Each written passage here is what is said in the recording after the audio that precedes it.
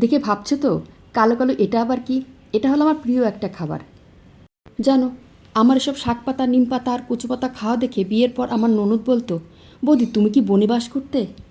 আমি শুধু হাসতাম। আসলে আমরা গ্রামের মানুষ, তাই এসব কচু ঘেঁচু খেয়ে আর খাওয়া দেখেই বড় হয়েছি। যদিও এখন শহরের মানুষও এসব হাবাতের মতো লুফে নেয়। একবার কি হয়েছিল জানো? আমার বিয়ের পরপরই একদিন বাড়িতে বেড়াতে গিয়েছিলাম, আর ফিরে আসার সময় মা সকালবেলাতেই এই ঘ্যাটকল বেটেছিল আমার জন্য।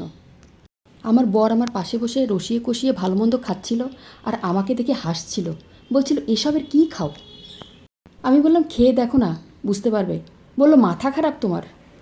আসার সময় সাথে করে বড় এক ব্যাগ ভরে কিছু ঘ্যাটকল তুলে দিল মা। বলল ফ্রিজে রেখে অনেক দিন খেতে পারবি। আমাদের বাড়ির বাগানে এসব এমনিতেই হয়, কিন্তু শ্বশুর বাড়িতে তো কিনে খেতে হয়, তাই দিয়ে দিয়েছিল। এখন আর মা নেই, কিন্তু এই ঘ্যাটকল রান্না করতে গেলেই মায়ের কথা মনে পড়ে যায়। তাই তোমাদের সাথে শেয়ার করলাম কথাগুলো। আর সবথেকে বড় বিষয় হলো, আমার বড় এখন ঘ্যাটকল খেতে শিখে গেছে। আমার ভিডিওটা কেমন লাগলো অবশ্যই জানাবে, আর তোমরা কে কে ঘ্যাটকল পছন্দ করো সেটাও জানাবে। ভালো থেকো।